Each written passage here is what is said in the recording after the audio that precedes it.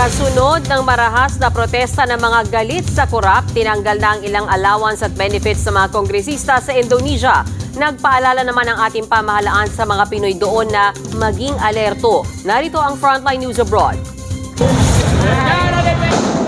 Sinilaban ng mga rallyista ang Regional Parliament Building na yan sa Makassar City sa South Sulawesi Province sa Indonesia. Isa lang yan sa mga building na sinunog ng mga nagpoprotesta nitong mga nakaraang araw. Sa Jakarta naman pati government vehicles at mga police mobile sinunog. Sinunog din ang isang bus station. Bukod dyan, pinuntira rin ng mga rallyista ang bahay ng ilang politiko. Nilooban ng mga bahay at tinangay ang mga gamit. 5 tao na ang napapabalitang nasawi sa mga protesta sa Indonesia. Nagsimula yan nang umalma ang mga tao sa sobra-sobrang bonus umano na natatanggap ng halos 600 miyembro ng House of Representatives. Mula pa raw noong nakaraang taon, may 50 million rupiah o higit 170,000 pesos na house benefits kada buwan ang natatanggap ng mga kongresista. 10 beses daw na mas mataas yan sa minimum wage. Lumala pa ang mga protesta ng masagasaan at mapatay ng mga pulis ang 21-year-old na delivery rider.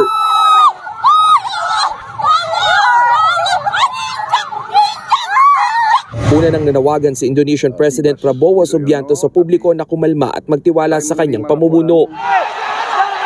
Pero hindi pa rin humupa ang tensyon. Sa ngayon, tinanggal na ang ilang allowance at pribilehiyo ng mga kongresista.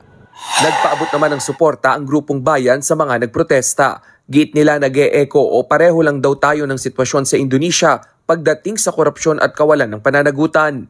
Nagpaalala naman ang Department of Foreign Affairs sa mga Pilipino roon na manatili sa kanilang tirahan at umiwas sa mga maraming tao sa gitna ng gulo. Sa ngayon, wala naman daw Pinoy na nadamay sa protesta. Nagbabalita mula sa Frontline, Rainiel Pawid, News 5. Mga kapatid, Okay po, napakatindi po ng rally sa Indonesia, no? Sumusunog po sila, tapos talagang suportado po sila ng lahat ng kanilang mamayan doon para lang matigil itong corruption sa kanila. Ganun po katindi mga kababayan ang pigil ng corruption sa kanilang bansa. Kaya ang iba't ibang bansa mga babayan, sobrang asinso talaga. Dahil nga, takot sila sa taong bayan. Dahil ang taong bayan, kapag nagrarally sila doon, talaga may mga bayag talaga. Diba? Kayang-kaya po nila magbuwis ng buhay para sa kanilang pinaglalaban. Ang kaibahan naman dito sa Pilipinas, matatapang naman sila mga kababayan. Kaya lang hindi pa sapat. Hindi pa sapat. Yung tapang nila kapag binubomba ng tubig dito ay umaatras agad. Diba? Hindi katulad talaga sa ibang bansa na handang magbuwis ng buhay para lang matupad ang kanilang pinaglalaban. Katulad nga dyan, sa nangyari dyan sa Indonesia. Diba? Tinigil na agad yung mga benepisyo ng mga congressman nila. Dapat, sino ba yung mga dyan na malalakas na mag-rally? Gayahin nyo yan. Hanggang sa masuportahan kayo ng taong bayan para matigil na po ang corruption dito sa Pilipinas. Dahil mahina ang inyong grupo, hindi kayo pinapaniwalaan ng mga magnanakaw dito sa Pilipinas, kaya buhay na buhay ang kanilang pamilya. Ang kanilang mga kabit, anak. Di ba?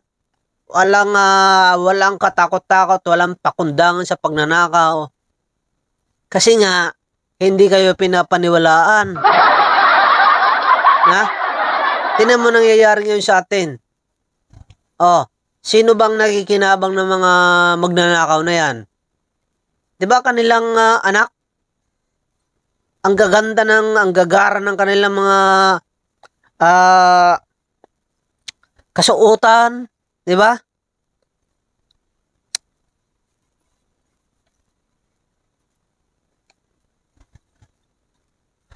Ang gaganda ng kanilang mga ang sasarap ng kanilang mga pagkain, nagaganda ng kanilang mga sasakyan. Nasaan sila? Nasa abroad, wala sa Pilipinas. Sa Pilipinas sila magnanakaw, yung kanilang mga anak sa iba't ibang bansa pinag-aaral. Simple lang po yun. Wala po sila pagmamahal sa Pilipinas. Ang mahal po nila ang pagnanakaw nila. Ganun lang po yung kasimple mga babayan kung bakit itong mga magnanakaw na to ay patuloy po sa kanilang mga ginagawang kasamaan. Kung ang nangyayari dyan sa Indonesia ay katulad dito sa Pilipinas, maniwala kayo sa hindi, matatakot po sila yung kayang-kaya nila sunugin, di ba? Kayang-kaya nila birahin yung mga nanagasan ng mga tao dyan sa rally. Halimbawa, pulis, di ba? Nakita nyo naman. Sinagasaan yung delivery rider. Kayang-kaya nila baliktarin yung sasakyan. Diba? Sa sobrang dami nila. Wala silang katakot-takot mga babayan. Talagang matatakot po yung mga magnanakaw dito sa atin. Maniwala po kayo at talagang matitigil pong korupsyon dito. Dito hindi yan matitigil. Makakapal ang mukha dito ng mga politiko natin. Kasi suportado sila. Ipagpalagay na natin na marami sila sindikato sa pagnanakaw. Pero siyempre ang taong bayan dapat ang malakas at nasusunod. Di ba? Hindi dapat kung sino-sino lang, mga kababayan. Kaya sana, Mr. President, maparusahan po itong mga kontraktor na ito, itong mga nakikipagsabuatan sa DPWH, itong mga nasasangkot ng mga politiko. Parusahan nyo po yun, kasuhan nyo po yun, diba? Ikulong nyo, katulad nung nangyari kay kahit katulad lang nung nangyari kay Aquino, pinakulong 3 senador. Tapos siyempre, kailangan din mas matindi, ma-blacklisted itong mga DPWH. Sa bagay, nariyan na po ito si Benz Dizon. Mangyayari na po yun mga babayan. Marami po ang humahanga dito kay Benz Dizon, kaya abangan na po natin itong mga susunod dyan na mga mangyayari. Kaabang-abang talaga yan. Alright. Siyempre, sa hindi pa po nakapag-subscribe dyan sa ating channel, po, libre lang po yun.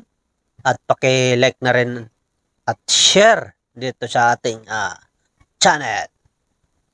Mabuhay ang bagong Pilipinas.